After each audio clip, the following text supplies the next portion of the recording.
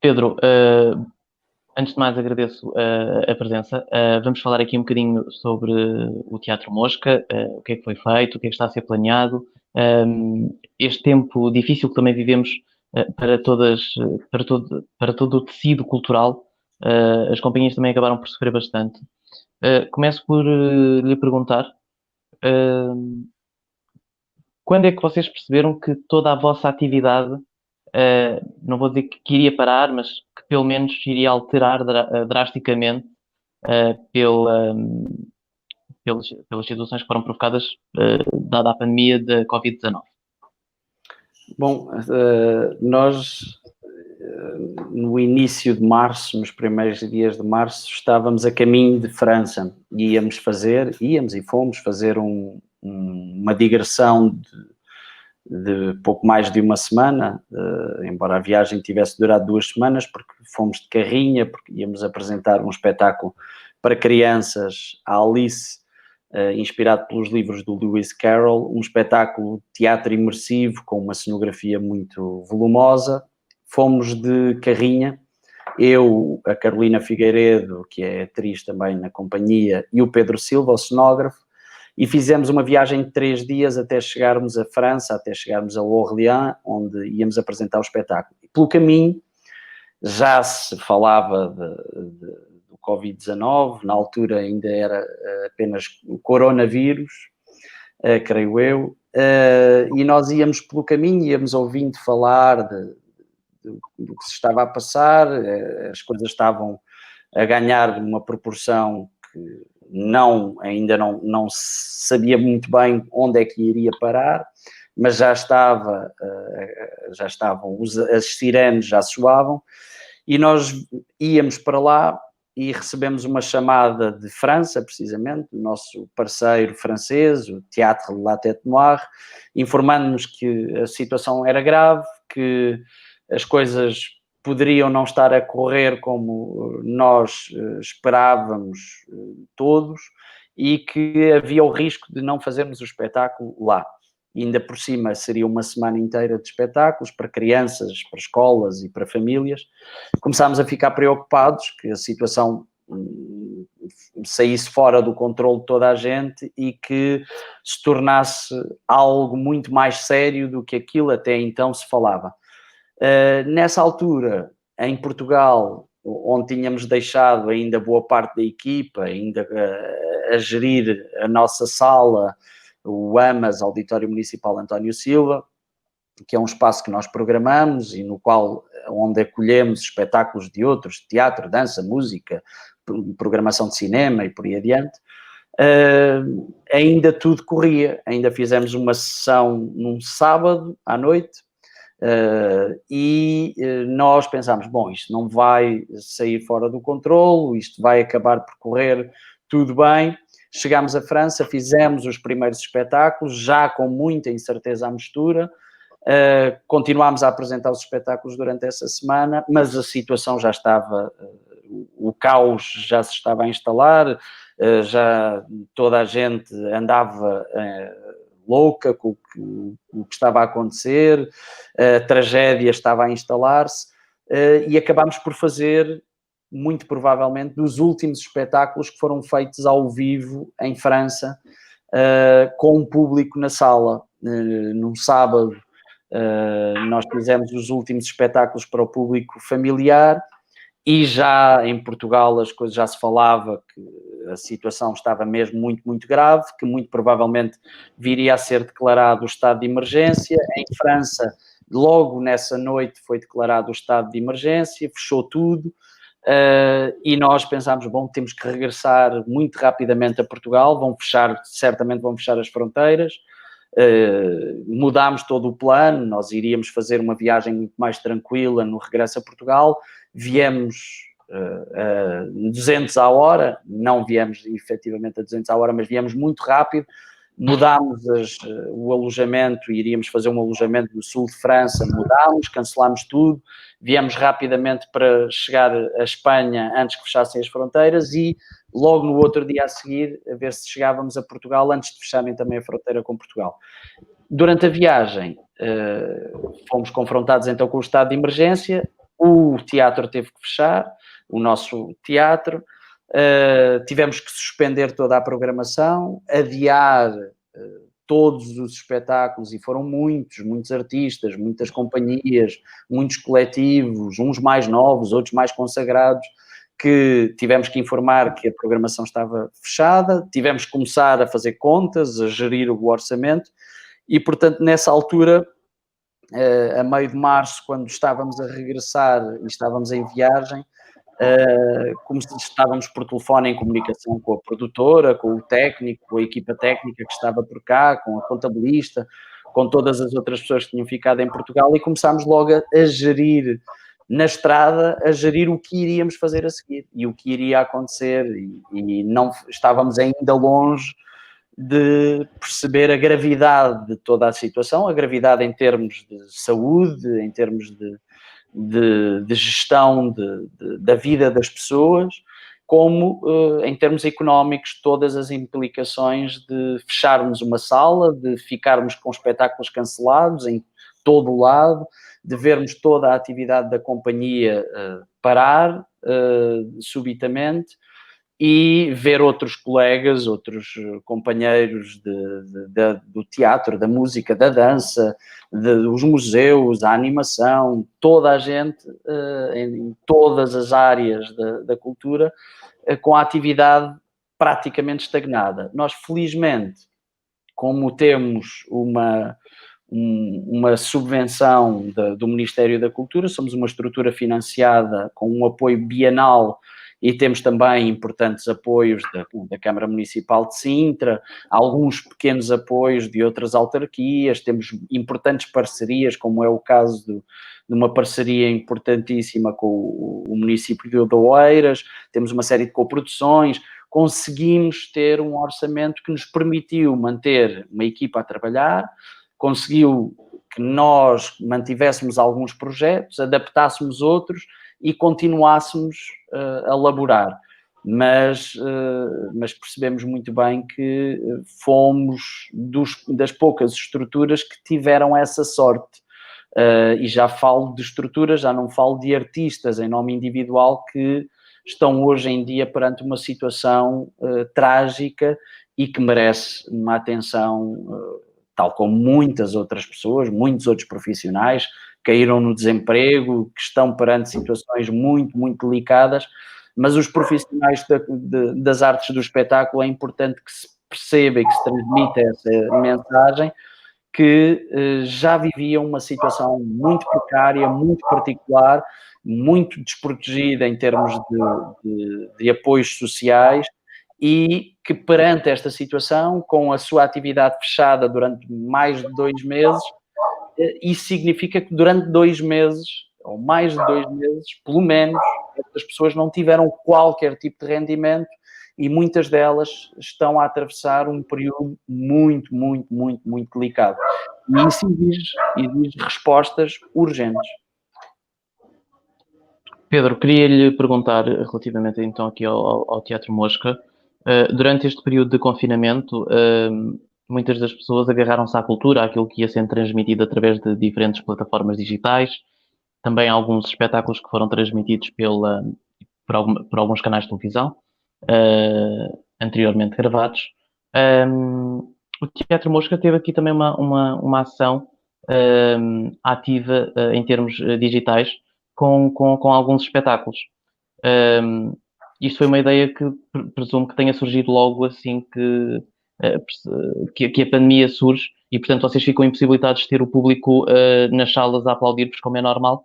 e portanto passam a trabalhar através de plataformas digitais, é isso? Sim, tem-se falado bastante da questão do online e da utilização das ferramentas digitais para a criação artística, e é um facto. Nós, uma parte significativa da nossa atividade foi suspensa, como eu estava a dizer. Algumas produções, e algumas produções bem grandes, tiveram que ficar paradas. Outras, nós conseguimos outros projetos que não propriamente espetáculos de teatro, mas outros projetos, por exemplo, a dinamização do grupo de teatro sénior, que continuamos a dinamizar e que inclusivamente ganhou um novo fôlego durante a pandemia, até porque são pessoas que já estavam à partida numa situação bastante delicada e que fazem parte de um grupo de risco, são pessoas idosas, que vivem em situações, na maior parte dos casos, de isolamento já à partida, e portanto, com a crise pandémica, nós quase que sentimos a obrigação de dar continuidade a esse projeto. O acompanhamento que fazemos de um grupo de teatro, ou a tutoria que fazemos de um grupo de teatro amador, constituído por pessoas com deficiência, que continuamos a acompanhar também. Um outro projeto que nós vínhamos a iniciar logo no final de fevereiro e início de março, um projeto com jovens, em que nós vamos acompanhar um grupo de 15 jovens do 10º ano de uma escola que é a nossa parceira, uma escola secundária que fica muito próxima do nosso auditório, e que continuamos, através do digital, a acompanhar e continuamos a dinamizar sessões com eles. Portanto, nós, obviamente, pegámos numa ferramenta que também já dominávamos relativamente bem, que já utilizávamos bastante no dia-a-dia da companhia, e utilizando uma série de plataformas eletrónicas, nós conseguimos dar continuidade a esses projetos. Houve outros que nós adaptámos e que alguns até já estavam previstos iniciar só em 2021, mas nós entendemos que era urgente que eles transitassem já para 2020 e que os começássemos já em 2020, mas para além das ferramentas digitais, nós tentámos utilizar outros meios. O telefone, o simples telefone, nós começámos a fazer telefonemas, por exemplo, para o grupo de teatro sénior, que ainda por cima são pessoas que não estão tão à vontade assim com as ferramentas digitais. Nós, as primeiras sessões foram dinamizadas por telefone, e eram coisas simples, pegávamos no telefone, ligávamos a cada uma das pessoas e falávamos com elas um pouco sobre como é que estavam a correr as coisas, como é que elas estavam, se precisavam de ajuda, se havia alguma coisa que nós pudéssemos fazer por elas. Ficávamos um pouco à conversa, ouvíamos-las. Depois começámos, nos telefonemas seguintes, já começámos a procurar criar alguma coisa. O que é que nós podemos vir a criar no meio de tudo isto? Como é que nós podemos vir a continuar a ensaiar? Porque já vínhamos a fazer alguns ensaios, a criar alguns textos. Como é que nós, através do telefone, poderíamos fazer isso? Depois houve uma outra fase a seguir, onde nós demos alguma formação e fomos ajudando as pessoas a instalar uma aplicação no telefone, ou no computador, ou no tablet, e fomos ajudando a que pudessem, então, passar a utilizar as ferramentas digitais. Mas, noutros casos, por exemplo, o grupo de teatro, os jovens, o grupo de jovens com que nós estamos a trabalhar, estamos neste preciso momento a preparar uns cadernos, uns livrinhos, cadernos, que eles vão utilizar para dar continuidade ao trabalho que vínhamos a fazer, e, portanto, não vai ser tanto pela internet que o trabalho vai continuar. Vai continuar na forma mais artesanal possível. Eles vão escrever, desenhar, pintar, colar, vão construir objetos artísticos. Cada um dos jovens vai construir um objeto, e depois esses objetos irão, muito provavelmente, circular através do correio dentro do grupo, e eles vão passar esse caderno uns para os outros. Portanto, vamos tentando utilizar outras ferramentas que não apenas o digital, a troca de correspondência, elaboração de cartas e o envio de cartas uns para os outros, mas obviamente as ferramentas digitais depois acabaram por ser aquelas que nós utilizamos mais, inclusivamente para a criação de espetáculos durante o período de quarentena, e daí nós decidimos logo imediatamente, já estávamos a regressar, estávamos na viagem e estávamos a gerir toda esta situação, e vinhamos a matutar e a conversar uns com os outros sobre o que iríamos fazer a seguir, e então surgiu esta quarentena antena do Teatro Mosca, que é uma espécie de uma plataforma digital, onde nós começámos primeiro por disponibilizar os espetáculos que nós já tínhamos gravados e que faziam parte do historial da companhia, e houve muitas estruturas e muitos artistas do teatro, a dança, a música, que o fizeram, ou seja, disponibilizavam os vídeos dos seus arquivos, e disponibilizavam-nos online gratuitamente. Nós começámos por fazer isso também, até porque boa parte desses vídeos já os tínhamos disponíveis online, mas depois pensámos que muito mais interessante do que isso era que nós pudéssemos, utilizando estes meios que estavam ao nosso dispor, criar espetáculos originais adaptados a estes meios e criar produções novas que iríamos disponibilizar ao público, tal como fazíamos antes, mediante um pagamento de um bilhete. Esse pagamento, pelo que eu tenho conhecimento, era um valor relativamente simbólico e bastante acessível. Sim. Era, nós tínhamos tabulado um preço entre 1 euro e 5 euros e cada pessoa pode dar o que entender pelo bilhete. O bilhete tem este custo mínimo de 1 euro, que é bastante acessível, obviamente. Haverá pessoas que nem 1 euro terá para pagar e nós percebemos isso muito bem e estamos obviamente muito disponíveis sempre para qualquer pessoa que esteja realmente a atravessar um período dramático, não deverá ser impedida na mesma, perante essa situação, não deverá ser impedida de assistir a um espetáculo, e isso era uma política que nós já tínhamos quando tínhamos a sala aberta e acolhíamos pessoas, já tínhamos uma política diferenciada de preços, com descontos e por aí adiante, mas, portanto, decidimos que, perante esta situação, nós continuando a trabalhar como continuamos a trabalhar, nós continuando a produzir os nossos espetáculos, nós, inclusivamente, ao nível do volume de trabalho de toda a companhia, creio que aumentou ainda mais a carga sobre os nossos trabalhadores. Nós passámos a trabalhar a partir de casa e isso dificultou-nos muito a vida, tivemos que nos adaptar, aprender a trabalhar com determinados programas, tivemos que adquirir mais hardware, comprar mais equipamento, aprender a trabalhar com esse equipamento. Os horários de trabalho eram faseados e tínhamos equipas a trabalhar de manhã e depois à tarde já estavam a trabalhar noutro projeto e depois à noite ainda tinham que escrever textos para depois o dia a seguir. E depois era a gestão que tínhamos que fazer da vida em casa, da família, da vida pessoal, de gestão dos tempos mortos e por aí adiante. Portanto, tornou-se tudo muito complexo e depois as limitações que tínhamos em deslocações, temos que ir comprar algum material ou temos que fazer uma encomenda ou depois temos que ir ao auditório e tomar todas as medidas preventivas. Portanto, tudo tornou-se muito difícil continuar a trabalhar, ou havia um plano dentro da própria estrutura para que as pessoas em segurança pudessem continuar a trabalhar mesmo quando tinham que ir ao auditório, e em casa tornou-se também muito difícil esta coisa de fazer ensaios através de uma plataforma digital e mediado por um ecrã e através da internet tornou-se muito complicado e tínhamos pessoas a trabalhar no Porto, em Mafra, em Sintra, em Cascais, ou seja, tínhamos gente espalhada por todo o país e tínhamos que coordenar tudo isto, foi muito complicado e, portanto, perante tudo isto, tendo em conta que nós continuámos a trabalhar e a trabalhar tanto, obviamente tinha que ser remunerado, porque é a nossa profissão, porque é o nosso trabalho diário e, como tal, isso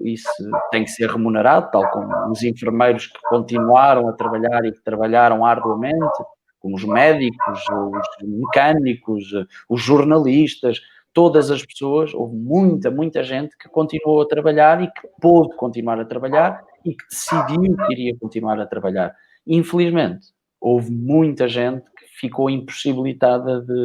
de trabalhar. Não foi o nosso caso, repito. Entretanto, há também já anunciado, pelo menos eu já tive acesso a essa informação, aqui um projeto com o município de Oeiras, relativamente ao Parque dos Poetas, que eu gostava que nos explicasse, porque isto vai ser uma experiência que, à partida, os espectadores não estão muito habituados. Portanto, Que projeto é este? Que projeto é este e como é que tudo isto vai funcionar? Bom, este projeto, que nós chamamos Modos de Ver, é um projeto que consiste na criação de audiowalks, como nós lhe chamamos, e não é um termo que nós tenhamos inventado. Há algumas estruturas, alguns criadores nacionais e internacionais que já trabalharam em conceitos próximos, similares. Mas então nós criamos audiowalks, que são, na verdade, performances que decorrem e que são construídas em formato site específico, ou seja, são criadas especificamente para um determinado lugar e que partem, no nosso caso, de um trabalho de investigação e de pesquisa que nós fazemos no terreno, em que fazemos um levantamento desde os locais a visitar, os lugares, as paisagens, os sítios, os pormenores, fazemos um mapeamento de todo o terreno. Fazemos depois um levantamento histórico também, recolhemos muita informação histórica, fazemos entrevistas, conversamos com muitas pessoas, vamos para o local, percorremos-lo muitas vezes, vemos-lo com os nossos próprios olhos, descobrimos novos pontos de vista, novos pormenores, determinados locais ou determinados pormenores que eventualmente poderão escapar ao olhar comum. Mergulhamos nesse lugar, retiramos muita informação, depois com toda essa informação que recolhemos, às vezes alguns testemunhos, entrevistas, uma história que nos contam, algum objeto que encontramos, ou vários objetos que encontramos, um arquivo que nós depois vamos constituindo, e a partir de todo esse material nós criamos uma narrativa bastante complexa, criamos histórias, múltiplas histórias, que depois vêm a dar origem a uma banda sonora, ou até a várias bandas sonoras diferentes, que nós disponibilizamos depois aos espectadores, e isto era quando nós fazíamos o projeto, antes da pandemia, fazíamos no terreno, com as pessoas que depois se inscreviam e participavam nesses espetáculos. Nós depois disponibilizávamos um leitor de MP3 com uns auscultadores, e dentro do leitor de MP3 ia uma banda sonora com música, sons, entrevistas, histórias que nós contávamos e por aí adiante, indicações para percorrer o terreno, para seguir para a direita, para seguir para a esquerda, para parar, para sentar, para saltar, para gritar, para interagir com os outros espectadores que estariam na mesma experiência e por aí adiante. E nós oferecíamos esses auscultadores e esses leitores de MP3 e as pessoas partiam num percurso e iam deambulando no terreno e iam ouvindo histórias e iam criando uma performance todos juntos, criando entre eles todos uma performance que não tinha atores dentro do espetáculo, portanto os atores eram os próprios espectadores e iam ao longo de todo o percurso criando entre si uma performance que era irrepetível, tal como todos os espetáculos. Em alguns momentos improvisado, outros momentos repetiam alguma instrução que recebiam, por aí adiante. E no primeiro impacto, e a priori, toda a performance começava por decorrer dentro da cabeça de cada um dos espectadores, porque os espectadores iam com os auscultadores, iam isolados, por assim dizer, do mundo exterior. Durante a pandemia e perante a pandemia, nós desafiámos a Câmara de Oeiras, e nós já vínhamos, desde há 2 anos atrás, a criar um conjunto de audiowalks para o Parque dos Poetas, no município de Oeiras, portanto, numa parceria com a Câmara Municipal de Oeiras, e nós desafiámos a Câmara de Oeiras, o município, a criarmos um audiowalk que fosse adaptado a estas circunstâncias em que estávamos naquela altura. Isto, há 2 meses atrás, desafiámos logo o município de Oeiras, e o município acolheu com muito bons olhos, ou bons ouvidos, neste caso, a nossa proposta de criarmos performances que vão decorrer, efetivamente, na casa de cada um dos espectadores que se inscrever. As pessoas devem inscrever-se, o acesso é gratuito, devem inscrever-se ou através da página do evento que está criada no Facebook, na página do Teatro Mosca, no Facebook do Teatro Mosca, ou através do link que está no site do Teatro Mosca, da companhia. Inscrevem-se na plataforma Zoom, instalam essa aplicação, o Zoom, no telemóvel ou no tablet. Nós preferimos que façam essa instalação no telemóvel ou no tablet. Em último caso, poderão utilizar um computador portátil. De qualquer modo, tem que haver uma portabilidade no espetáculo, porque as pessoas, depois de instalarem essa aplicação no telemóvel, no tablet ou, em último caso, no computador, vão utilizar uns auscultadores, como nós temos, como eu tenho agora aqui, tu tens também, e vão ligar-se através do Zoom a uma emissão que vai decorrer em direto e que vai ser transmitida a partir daqui da minha casa, e em que, através do som inicialmente e posteriormente também a partir do vídeo, as pessoas vão ser guiadas num percurso dentro das suas próprias casas. Portanto, começará por ser uma viagem feita dentro das suas cabeças, com histórias que nós vamos contando, com entrevistas que vão começando a surgir, vozes que vão surgindo do Parque dos Poetas e que nos vão entrar pelo computador adentro ou pelo telemóvel adentro, e vão-nos guiando para um outro universo, para um outro palco, para um outro teatro, para um outro local,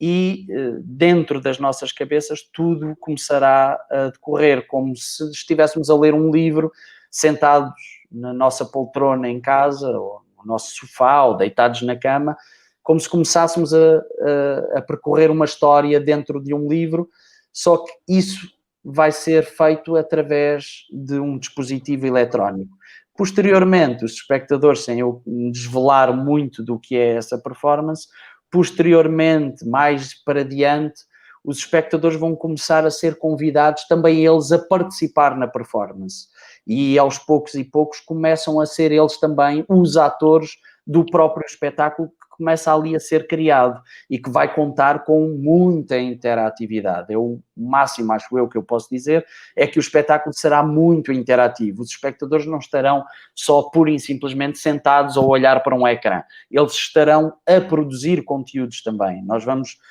dirigir os espectadores e as suas casas serão o cenário deste espetáculo, os seus objetos pessoais serão os adereços deste espetáculo, as suas vozes serão as vozes das personagens, as suas figuras, as suas roupas de casa tornar-se-ão os figurinos também destas personagens, e aos poucos e poucos cada espectador vai se transformar também no ator deste espetáculo. E, portanto, é um espetáculo bastante complexo que exige uma concentração muito grande, porque não é pura e simplesmente eu sentar-me agora aqui e enquanto estou a petiscar qualquer coisa, estou a ver qualquer coisa no ecrã, como nós fazemos quando nos sentamos a ver um filme no Netflix ou no computador a ver uma série qualquer, ou no telemóvel a percorrer o Instagram, ou a ver uma coisa qualquer que o Bruno Nogueira está a fazer, ou um concerto que o Noise Earth está a dar, ou não sei o quê. Não é só isso, que já é muito, muito interessante e que já nos tem feito muita companhia ao longo destes meses de confinamento, quando não podemos ir a uma sala de espetáculos, ou a um cinema, ou ir a um museu, ou visitar um monumento. Continuamos a ter cultura que nos foi oferecida ou que nos foi dada de outro modo, através da televisão, do computador, do telemóvel, por aí adiante,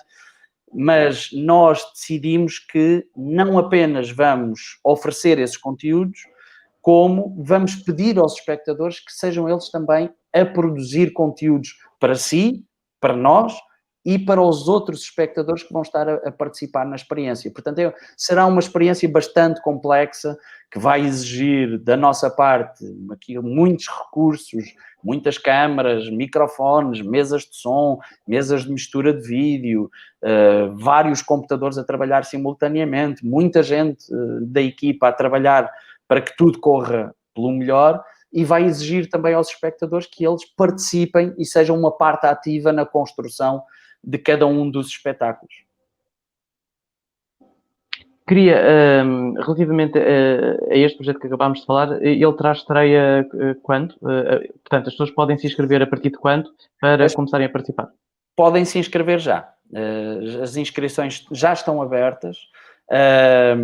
são gratuitas, o acesso é livre, porque é um projeto totalmente financiado pelo município de Oeiras, ou seja, é um projeto que o município de Oeiras oferece não apenas aos seus munícipes, como a todos os cidadãos, a todas as pessoas que queiram participar. Nós, até pela experiência que tivemos agora durante estes espetáculos, que fomos estas emissões de emergência, como nós chamamos, da Quarentena Antena, estes espetáculos que o Teatro Mosca foi produzindo, tivemos pessoas a assistir. Por exemplo, este fim de semana houve uma pessoa que estava em Londres e que tinha recebido informação de uma outra pessoa que já tinha visto o espetáculo e disse: olha, vê estes espetáculos assim, assim, assado. Ou seja, temos gente a ver em Londres, já tivemos gente no Brasil a assistir aos nossos espetáculos agora durante a crise pandémica, e, portanto, qualquer pessoa em qualquer parte do mundo, desde que perceba português, os conteúdos por agora serão apenas em português, desde que compreenda o português, poderá participar nestes espetáculos. Inscreve-se através dos links que estão ou no nosso site ou na página do Teatro Mosca no Facebook. Inscreve-se e pode participar. A inscrição é gratuita, está já disponível, e os espetáculos depois decorrem de 5 de junho a 26 de julho, todas as sextas e sábados às 9 da noite. Falaste na penúltima pergunta relativamente às salas de espetáculos. Saiu hoje as normas para o regresso dos espetáculos e os procedimentos que deverão ser adotados nas salas. Faço 2 perguntas numa. Primeiro, em quanto é que verás a capacidade do vosso auditório reduzida?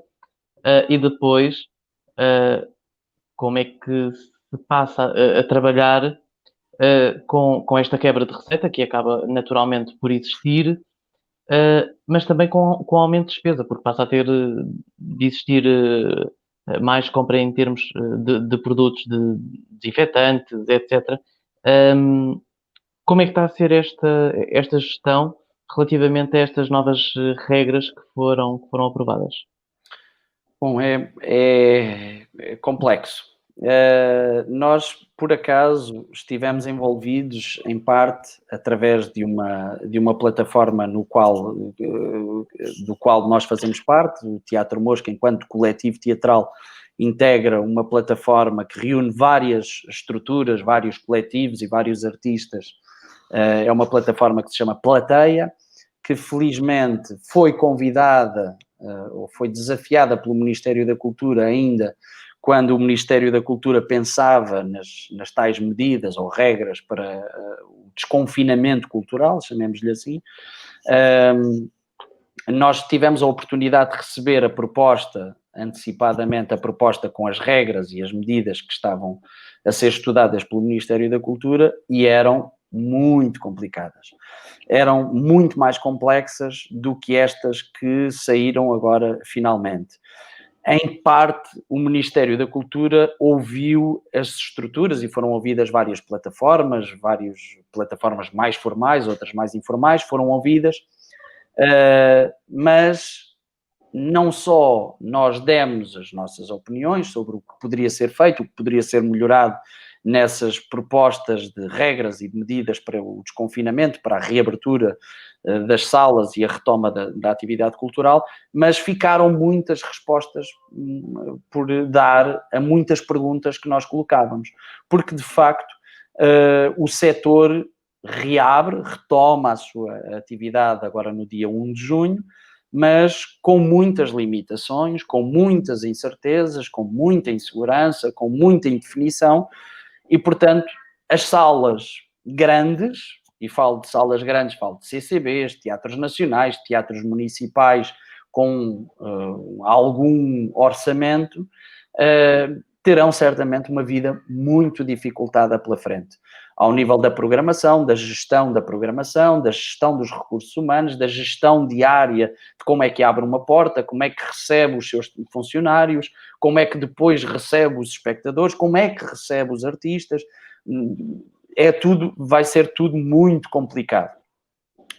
E depois há outras salas, as salas médias, salas mais pequenas, como o caso da nossa, que tem uma sala de 188 lugares, mas que já é uma sala considerável, mas ainda é uma sala, podemos dizer, média, de média capacidade, e que tem uma estrutura a trabalhar lá, que tem uma equipa que trabalha lá diariamente, e que fica dentro de um shopping, de um centro comercial. Há muitas questões que nós temos, muitas dúvidas de como é que vai funcionar, como é que pode funcionar, que materiais é que nós temos que adquirir, quem é que adquire esses materiais, somos nós,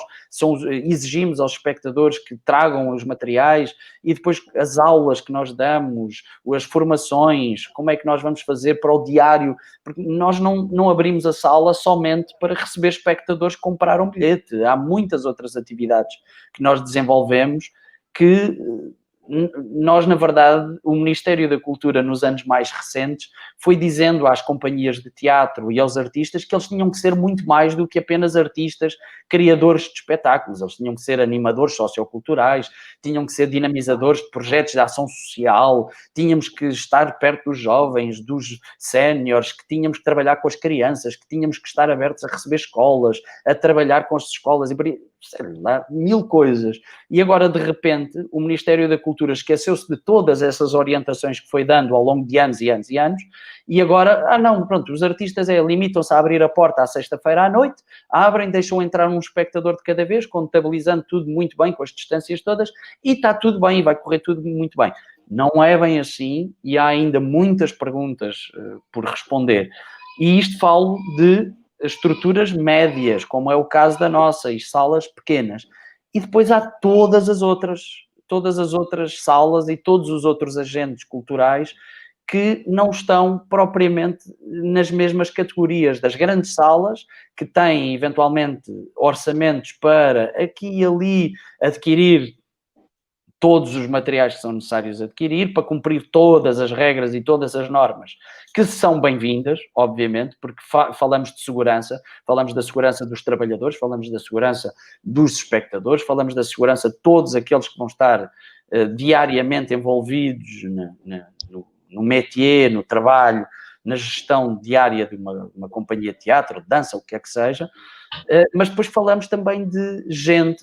que tem espaços muito pequenos, espaços, em alguns casos, que gerem espaços não convencionais, que muito provavelmente não têm capacidade para cumprir todas estas normas de segurança, e falamos também de artistas que nem sequer têm casa e que dependem da casa de outros, e na maior parte dos casos, por exemplo, artistas jovens, artistas emergentes, artistas que estão agora a dar os primeiros passos, e há muitos mesmo, são milhares e milhares, que dependiam de pequenos espaços, de pequenas salas, que não têm muitas condições económicas e que vão ter muitas dificuldades em cumprir todas aquelas regras, e como é que eles vão sobreviver? Portanto, como é que artistas que estão a dar os primeiros passos e que dependiam de ir para pequenas salas com 60 lugares e que agora vão estar reduzidas a 10 ou 15 espectadores por sessão e que dependiam das bilheteiras dessas salas, que já eram valores reduzidíssimos e que agora, de repente, passam a ganhar 10 euros, 15 euros, 20 euros por sessão, como é que essas pessoas vão sobreviver? Como é que, por exemplo, os artistas no Parque Mayer, que dependiam exclusivamente das receitas de bilheteira, como é que esses artistas vão ganhar a sua vida hoje em dia? Como é que o Filipe Laféria, que dependia muito, por exemplo, das receitas de bilheteira, como é que ele vai fazer perante todas aquelas regras, toda a diminuição catastrófica das receitas de bilheteira? Como é que artistas mais que dependeriam também muito das receitas de bilheteira, mas dependeriam também, por exemplo, das vendas de espetáculos para escolas, e hoje em dia nós não fazemos a mais pequena ideia como é que se vai fazer espetáculos novamente às escolas, ou como é que as escolas poderão voltar outra vez a ir assistir a espetáculos. Portanto, falamos de reduções drásticas, dramáticas de receitas, e isso requer, obviamente, primeiro, antes de mais nada, requer que o Ministério da Cultura se sente com os artistas, se sente a dialogar com os artistas, que sente ao seu lado outros ministérios, o Ministério da Segurança Social, o Ministério da Economia, o Secretaria de Estado do Turismo, da Juventude, o Ministério da Educação, que se sentem essa gente toda, representantes de todos esses ministérios, nos sentemos todos a uma mesa e que dialoguemos, não há problema nenhum. É importante que os ministros e os secretários de Estado e quem quer que esteja no governo compreenda que os cidadãos não são inimigos do governo e que não são inimigos do Estado, são eles próprios também o Estado. E, portanto, devemos dialogar todos e procurar encontrar soluções para uma situação que é dramática, que é trágica e que, portanto, requer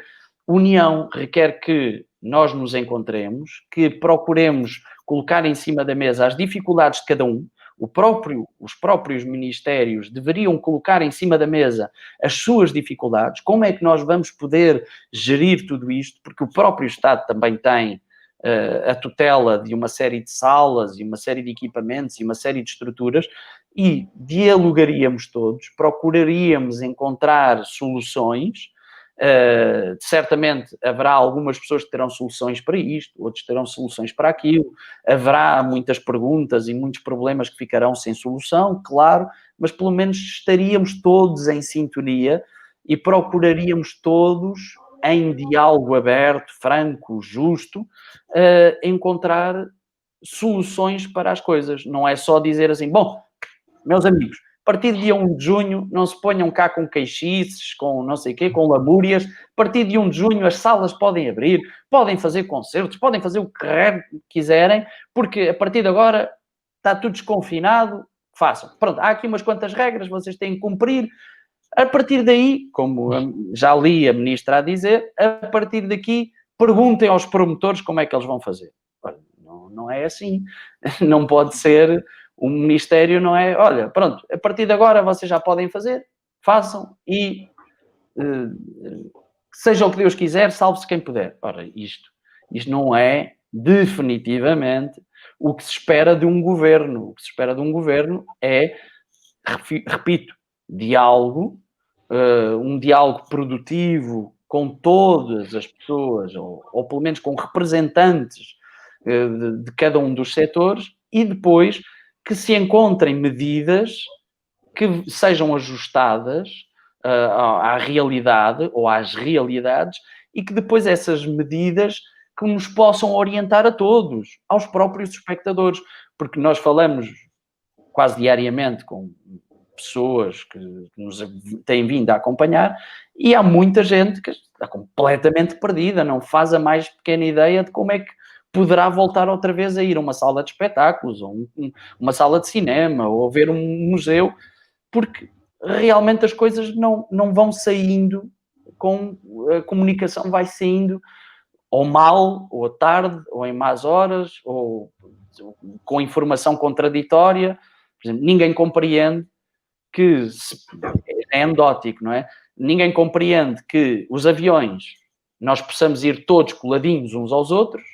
mas depois, se formos no comboio, exige-se uma certa distância. Se estivermos no local de trabalho, a distância tem que ser maior, mas se formos para uma sala de espetáculos, a distância ainda é maior. Então, mas que raio? Então, mas há locais onde o contágio é maior? É mais perigoso nós irmos a uma sala de espetáculos do que irmos num avião durante 6 ou 7 horas ao lado de uma série de pessoas a viajar entre continentes?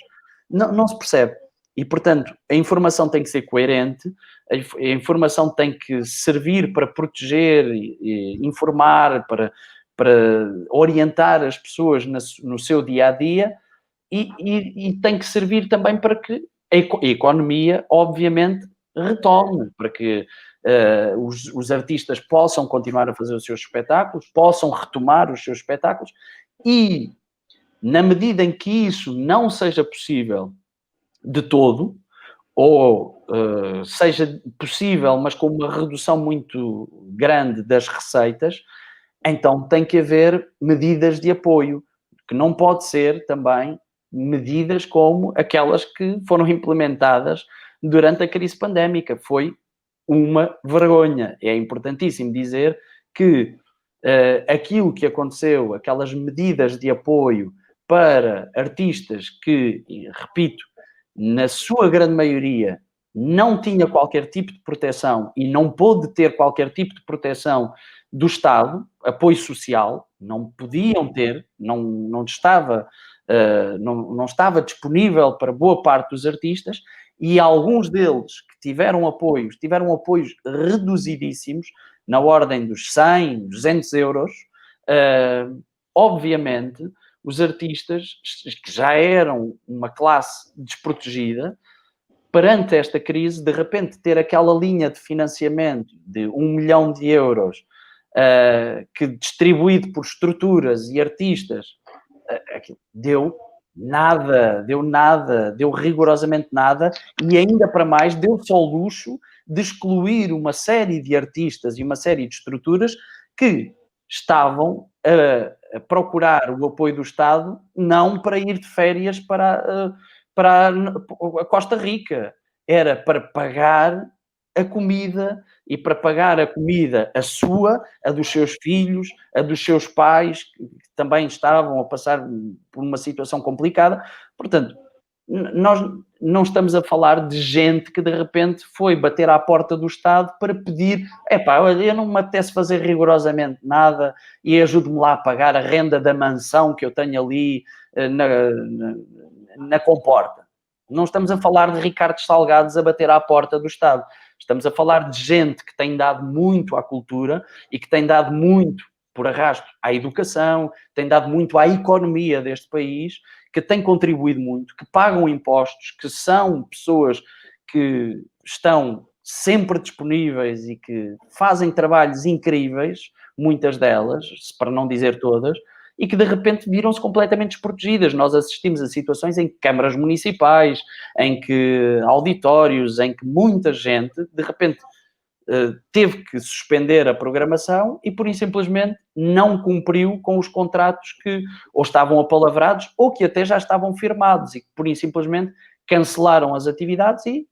está cancelado, não pagamos rigorosamente nada. Não venham cá bater à porta que vocês daqui a 15 dias iam fazer aqui um concerto. Está cancelado, não fizeste, não recebes. Pois, mas não recebeu por esse, também não recebeu pelo outro que ia fazer no dia a seguir, também não recebeu pelo outro concerto que ia fazer 15 dias depois, também não recebeu pelo outro. Conclusão, recebeu 0. E, portanto, se recebeu 0, essa pessoa vai viver do quê? Do ar? E então o Ministério, obviamente, tinha que tomar uma medida e chegar-se à frente. E agora, perante esta situação, em que, de facto, reabrimos as salas, mas não reabrimos as salas com a sua lotação máxima, reabrimos com uma lotação muito reduzida. Nós, no nosso caso, por exemplo, eventualmente, numa sala de 188 lugares, devemos conseguir albergar 60, 70, talvez 80 pessoas. Dependerá muito provavelmente se são coabitantes, não são coabitantes, das distâncias que vamos conseguir manter, não vamos conseguir manter. Isso significa que as nossas receitas vão decrescer bastante. Solução: aumentamos os preços. Os nossos preços não são muito elevados, praticamos um preço normal de 7. Tínhamos acabado de aumentar o preço de 5 euros, que era o que fazíamos até então. tínhamos aumentado para 7 euros no início deste ano, e isso vai dizer o quê? Que nós aumentamos de 7, passamos a cobrar 70 euros a cada espectador, para nós conseguirmos comportar todas as despesas que temos e, como tu bem dizias, que aumentam ainda mais agora nesta altura e que toda a gente vai aumentar despesas. Salas de cinema vão aumentar as despesas também. Vai ser brutal, porque para fazer 5 ou 6 sessões, eu nem sei se vão conseguir fazer 5 ou 6 sessões diárias da projeção de um filme, a limpeza que vai ter que ser feita na sala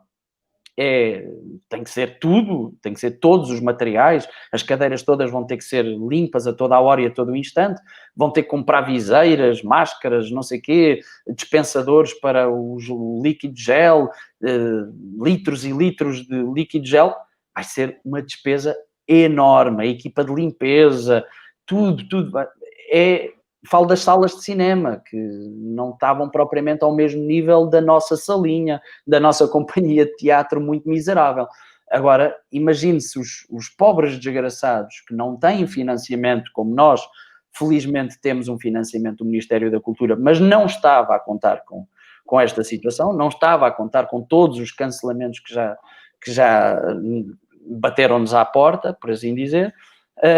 Como é que nós vamos gerir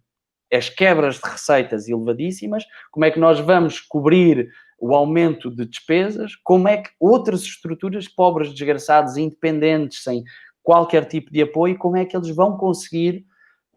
reabrir as salas? Portanto, não é só dizer, agora está tudo, olha, reabram tudo, porque a partir de agora tudo vale. E amanhem-se. Não pode ser assim. Precisamos de dialogar. Se a ministra estivesse a ouvir isto, gostava eu muito que ela estivesse a ouvir, e tu também, certamente. Se a ministra nos estiver a ouvir, se alguém do Ministério da Cultura, da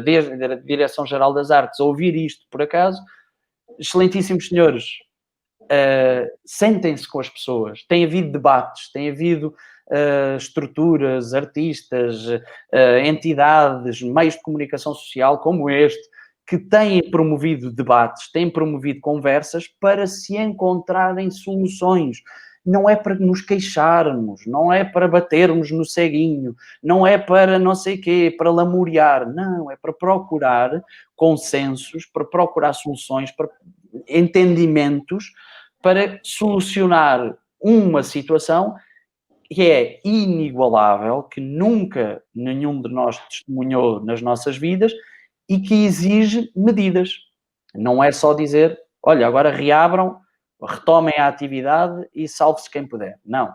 Há ações que podem ser feitas. Há medidas que podem ser implementadas. Se nós dialogarmos, muito rapidamente chegaremos a soluções. Agora, se nós nos mantivermos no nosso gabinetezinho, fechadinhos, a tentar gerir o dano que tudo isto vai criar, e que vai levar a uma quebra nos eleitores que vão votar em nós nas próximas eleições, se for para gerir a nossa casinha,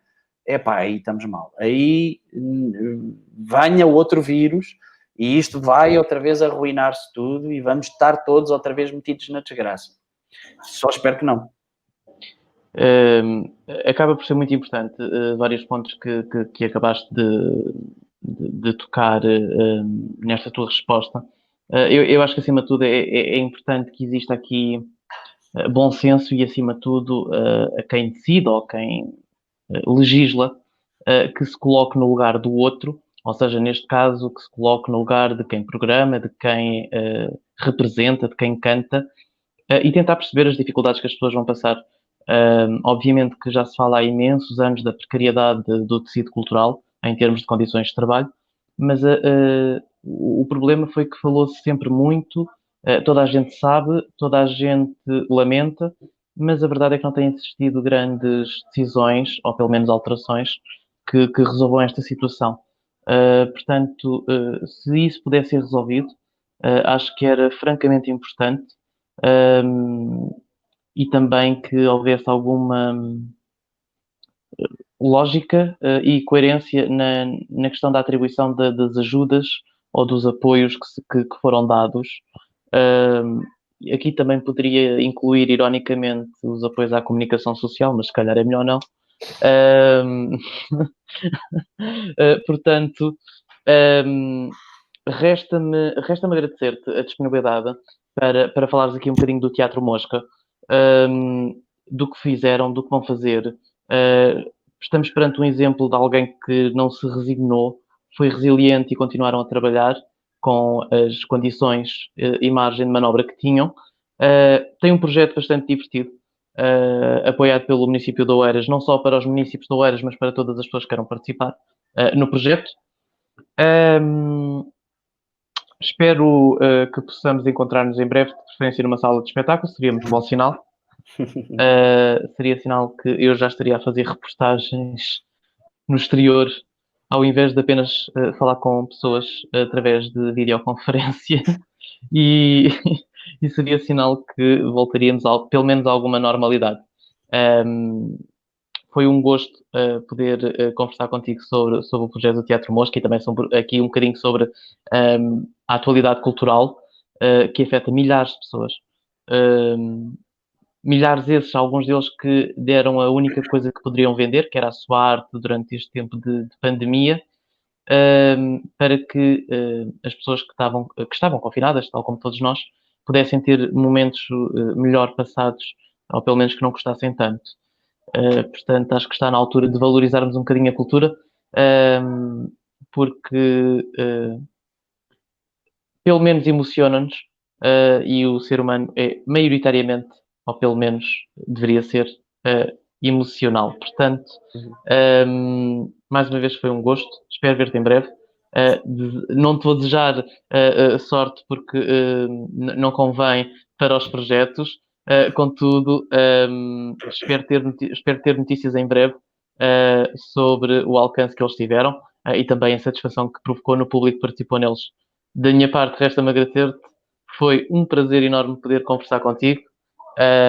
e espero que o possamos fazer mais vezes por motivos positivos, neste caso, relativamente aos projetos que certamente aí virão. Mais uma vez, obrigado, foi um gosto. Eu é que agradeço. Obrigado e tudo bom para vocês também. Muito obrigado, até breve.